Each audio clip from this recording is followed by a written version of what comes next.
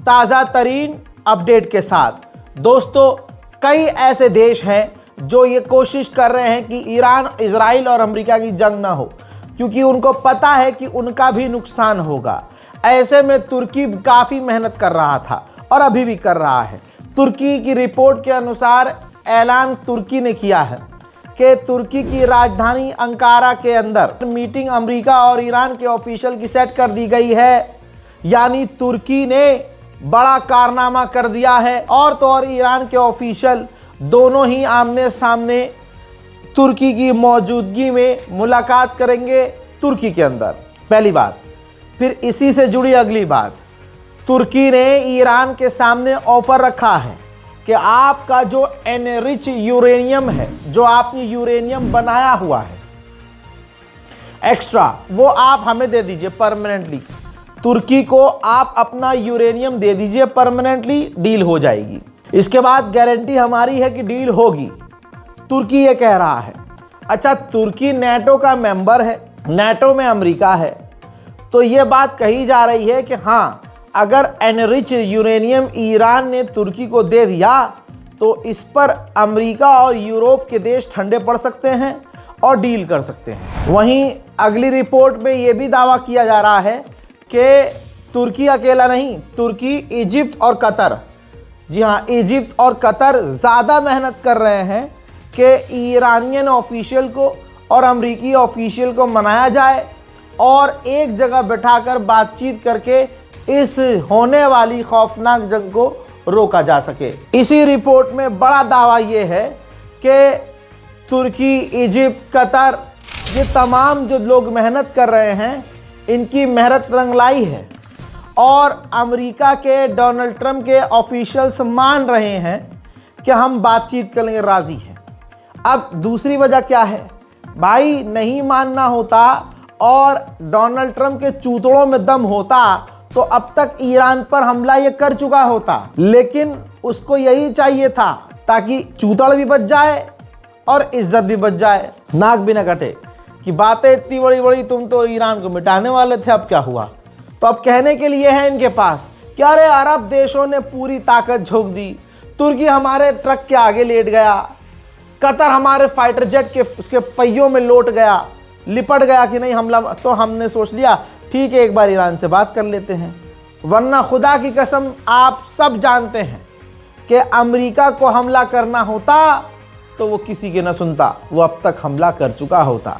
और हो सकता है कि उसका अभी प्लान कुछ और हो, क्योंकि ऐसा कोई सगा नहीं जिसे अमेरिका, इजराइल ने ठगा नहीं। ईरान के विदेश मंत्री का जो बयान है साफ है। ईरान ने कहा कि अमेरिका से बातचीत का भरोसा अमेरिका खो चुका है, उससे बातचीत की जाए, उस पर यकीन किया जाए, ऐसा नहीं हो सकता। मुझे जंग का कोई डर नहीं है, मुझे डर है मिसकैलकुलेशन का। हम अपने एलाइज से, करीबियों से फ़ोन पर बात कर रहे हैं और लगातार उनसे डिस्कशन चल रहा है। हमें उम्मीद है कि अमेरिका बातचीत की टेबल पे आए और बातचीत करे। उधर गल्फ ऑफ ओमान में सऊदी अरब और ओमान की नेवी ने, तस्वीर आपके सामने, ओमान और सऊदी अरब की नेवी ने ओमान की खाड़ी में नेवल ड्रिल शुरू कर दी है हजरात, जहां पर अमेरिका और ईरान की जंग की संभावनाएं बढ़ती हुई नजर आ रही हैं। ऐसे में उसी इलाके में एक अरब देश, बल्कि एक नहीं, ओमान और सऊदी अरब अपनी नेवी की ताकत दिखा रहे हैं। एक और खबर का भांडा फूटा है हजरात। आईडीएफ का जो चीफ है वो चुपके से, बिना किसी को बताए, ऐलान किए, बिना मीडिया को बताए, वो अमेरिका पहुंचा और बंद कमरे में ट्रंप से उसने कई बार मुलाकात की। अमेरिकी कमांडरों से, अमेरिकी ऑफिशियल से कई मुलाकात की और उसके बाद वो इजराइल पहुंचा और सीधा नेतन्याहू से उसने मुलाकात की। तो अमेरिका और इजराइल के बीच में कुछ बड़ी चीज़ पक रही है, कुछ बड़ा हो रहा है। दुनिया इस बात को अच्छे से समझ रही है कि डोनाल्ड ट्रंप नेतन्याहू यानी इजराइल के कहने पर ही सब कुछ कर रहा है। अभी तक ये क्लियर रहा है, अमेरिका के चूतरों में इतना दम नहीं कि वो ईरान पर इस बार सीधा हमला करे। ऐसे में अमेरिकी ऑफिशियल जो ट्रंप का काफ़ी करीबी है, इसने अमेरिकी चैनल पर बैठकर अमेरिका की तरफ से ईरानियों को एक बार फिर से भड़काया है और ईरान के लोगों से कहा है कि आप प्रदर्शन जारी रखिए, आप पूरे ईरान की सड़कों पर उतरते रहिए, आपके लिए मदद आ रही है। मैं यकीन दिलाना चाहूँगा कि डोनाल्ड ट्रंप आपके लिए कुछ बड़ा करने वाले हैं। उधर भाई ईरान के टीवी चैनल तो भाई साहब क्या गजब का खेल खेल रहे हैं भाई। पूरी दुनिया की मीडिया में आपने कभी किसी चैनल, आज तक, जी न्यूज़, इनको भी नहीं देखा होगा कि अपने स्टूडियो के अंदर मिसाइल ले आए। आप कुछ सेकंड के लिए झटका खा गए ना, अरे भैया ईरान के न्यूज़ चैनल ले आए हैं। ये देखिए भाई साहब, ईरान का चैनल जिसके अंदर ईरानी, मतलब जो ईरान के एंकर्स है, न्यूज़ चैनल हैं, वो अपने चैनल स्टूडियो पर जुल्फ़िकार, फतह और खैबर शिकन मिसाइल ले आए हैं। अल्लाह अकबर। ये भी ले लो भैया इसे, भाई ये क्या कहेंगे इसे भैया। और ये मॉडल नहीं है, असली मिसाइलें हैं। ज़रा सा इधर उधर कुछ हो गया भाई, मैं तो कभी जाऊंगा ही नहीं इधर, मैं तो भाई साहब इसकी रेंज से ही दूर रहूंगा।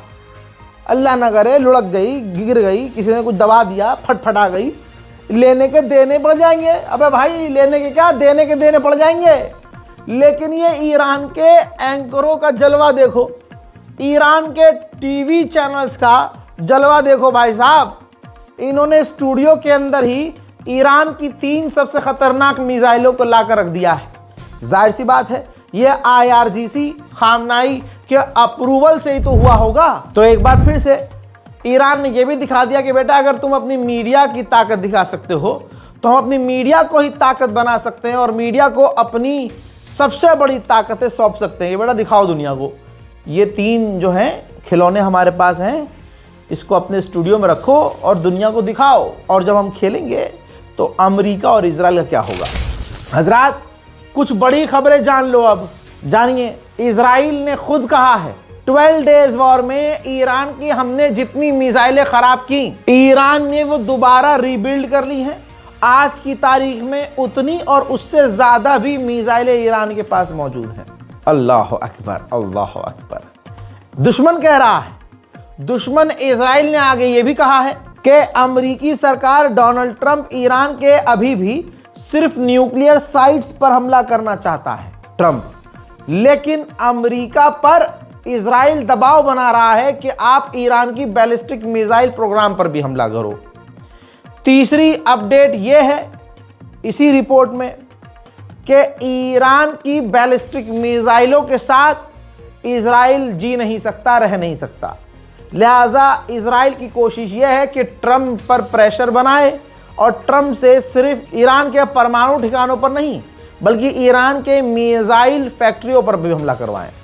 लेकिन डोनाल्ड ट्रंप ईरान के मिसाइल फैक्ट्रियों पर हमला करने से कतरा रहे हैं। ब्रिटेन का डियागो गार्सिया जो आइलैंड है जहां पर अमेरिका का बेस मौजूद है, सैटेलाइट इमेज से और डिटेल से, डेटा से खुलासा हो रहा है कि ईरान के खिलाफ 3 KC-135R स्ट्राटो टैंकर्स और 2 C-130 टाइप सी कार्गो एयरक्राफ्ट और कई तरह के हथियार और परमाणु बॉम्बर तैनात किए जा चुके हैं अमेरिका के द्वारा।